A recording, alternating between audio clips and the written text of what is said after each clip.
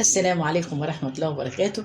اللهم صل وسلم وزد وبارك على سيدنا محمد، طب القلوب ودواها وعافية الأبدان وشفاها والنور العين وضياها. اللهم صل وسلم وبارك عليك يا حبيبي يا رسول الله. ازيكم يا حبايبي، ازيكم يا أحلى متابعين. النهاردة يوم جديد وفيديو جديد. النهاردة بقى أنا وصلتني الهدية دي بقى الإير فراير، اللي هي بقى القلاية الهوائية. دي جاتني من حبيبتي، ربنا يديها الصحة يا رب، بس هي مش عايزاني أقول على اسمها يعني. ربنا يديها الصحة ويبارك لها في عمرها، وهدية مقبولة، وربنا يسعدها يا رب ويبعد عنها كل الأمراض وما تحرمش منها أبدا، وربنا يديم المعروف يديم المحبة بينا، وربنا يا رب يكافئها خير في جبر الخاطر. هي جبرت بخاطري وفرحتني بيها وبعتتها لي، وبعتت لي حاجات كتير كمان طبعا معاها، ربنا يجازيها خير. فانا حابه النهارده بقى من خلال الفيديو ده اشكرها واوريكم القلايه. هي تيفال 4 لتر ونص كده، وهي كبيره اهي، وهفتحها بقى من جوه واوريها لكم، وان شاء الله نجرب فيها النهارده، نعمل فيها ايه، نص فرخه مشويه.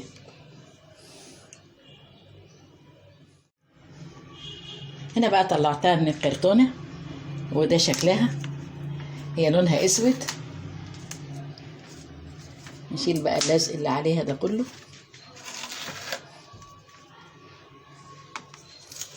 طبعا في ناس يعني جربتها، في ناس بتشكر فيها وفي ناس مش بتشكر فيها. فانا ان شاء الله النهارده هجربها واقول لكم بقى على مميزاتها واقول لكم على عيوبها، بس طبعا اغلب الناس بيشكروا فيها ابدا. انا اول مره ان شاء الله هجربها.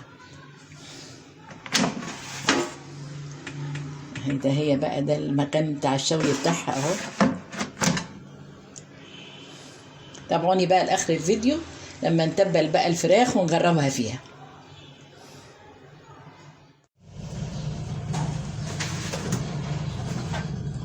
هنا بقى عندي نص الفرخة دي. جبت طبعا الفرخة غسلتها ونقعتها، طبعا غسلناها غسلة كويسة ونقعناها في محلول النقع كالعادة يعني. عملنا الموضوع ده قبل كده كذا مرة. وهنا بقى أنا هنزل بقى كده عليها بالمدق شوية كده،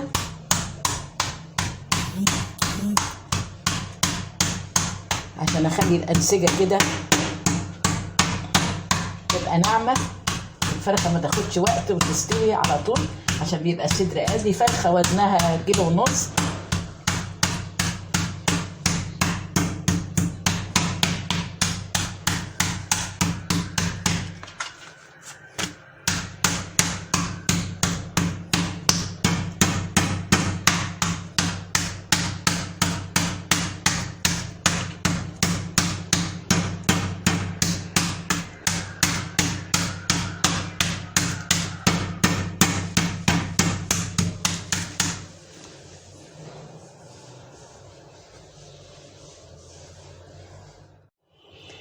هنا بقى حطيت معلقه صويا صوص ومعلقه صلصه، وحطيت التوابل بقى بابريكا وملح وفلفل اسود لوري وحبهان مطحين على بعض، وحطيت توابل فراخ، وحطيت سماق، وحطيت زعتر، وهحط بقى معلقه صويا صوص زي ما قلت في الاول، وهنا هعصر ليمونه. انا حطيت الحاجات دي بس الموبايل فصل مني معلش. وطبعا معلقه ملح،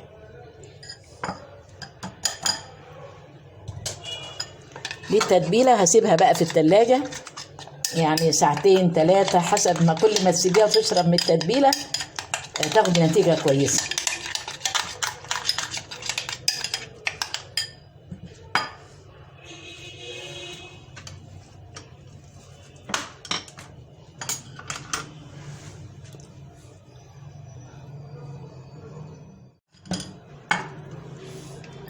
هنزل بقى هنا هتبل بقى الفراخ.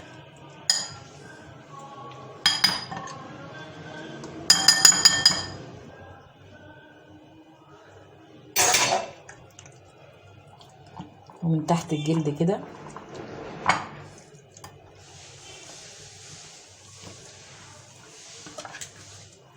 وهنا ده الصدر اهو فردته.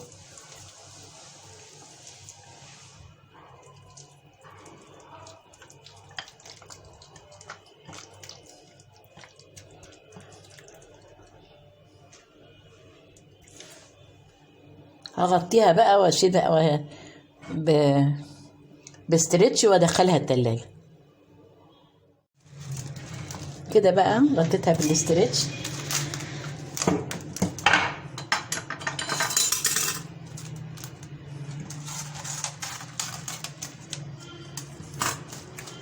ادخلها بقى التلاجة واسيبها اكبر قدر ممكن. هنا بقى بعد الفراخ بتاعتي ما اتنقعت، طلعت الدرج اللي هو مخصص للشوية اللي في القلاية، وهجيب بقى كده زيت وادهن ده زيت كده، وبعدين اسخنها شوية قبل ما احط فيها الفراخ. اسخنها عشان الحاجة ما تلزقش فيها، وادهنها يعني دهنة كويسة. هنا بقى بعد ما دهنتها دهنة كفاية ادخلها بقى كده، وهشغل عليها لما تسخن قبل ما ادخل الفراخ كده. هنا بقى اشتغلت اهي 10 دقايق لحد ما تسخن. وهنا بقى الفراخ عندي اتنقعت اهي. ممكن تبيتيها ليلة ما فيش مانع، المهم تتنقع يعني مدة كافية، عشان كل ما اتنقعت كل ما تاخدي منها نتيجة كويسة.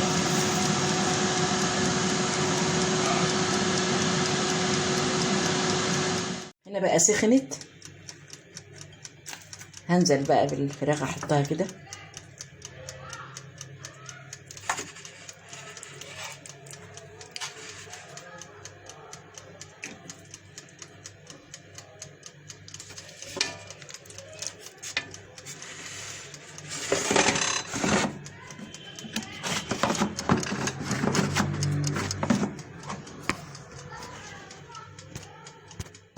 شغلها بقى على درجة حرارة 180.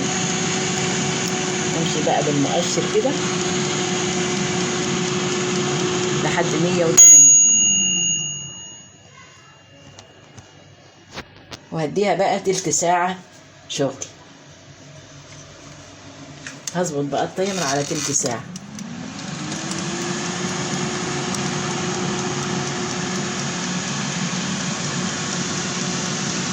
بعد التلت ساعة اقلبها على الجنب التاني كده. خلاص بقى اتعملت على الجنب ده، هقلبها بقى على الجنب التاني عشان تكمل سواها وتحمر من الجنب التاني. شايفين لونها؟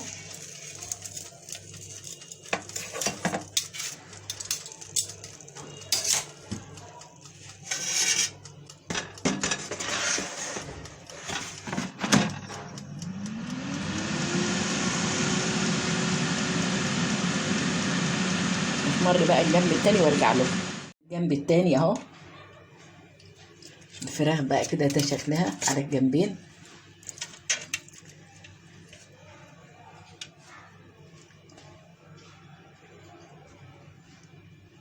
هعمل طبق مكرونه في حله واحده. حطيت معلقه سمنه كبيره ومعاها معلقه زيت. مش هحمر المكرونه، احنا هنعملها في حله واحده من غير سلق.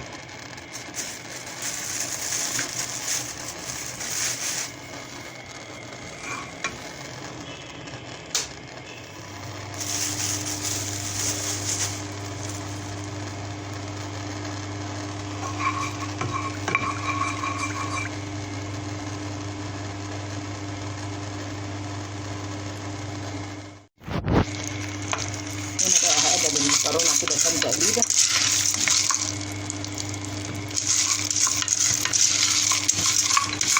نشوحها في السمنه والزيت.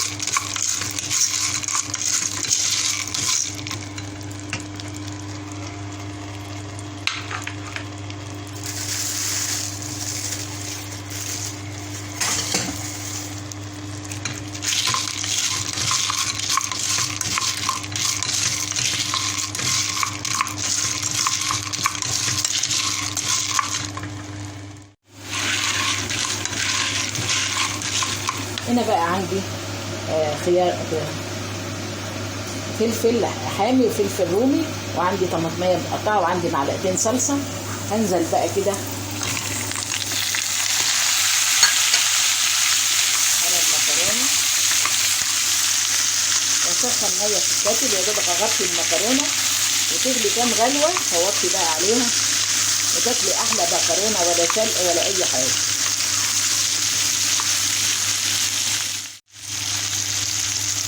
هنا بقى هنزل بالميه واحط ملح وفلفل اسود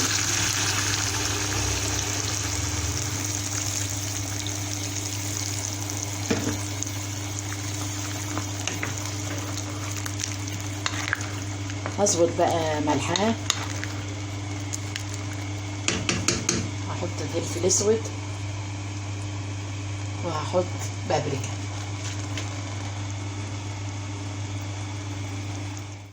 كده بقى طبق المكرونه وعليه الفراخ اللي مشويه في الاير فراير، وبصراحه هي روعه واختراع جميل قوي وريحتها جميله والفراخ طالعه فيها مستويه ودايبه دوب حلو قوي.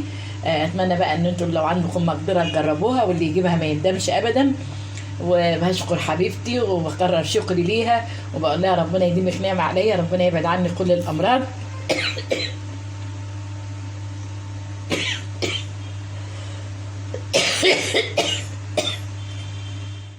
كده بقى المكرونه اهي والفراخ اللي في الاير فراير، والاير فراير ده اختراع جميل جدا وحاجه حلوه قوي.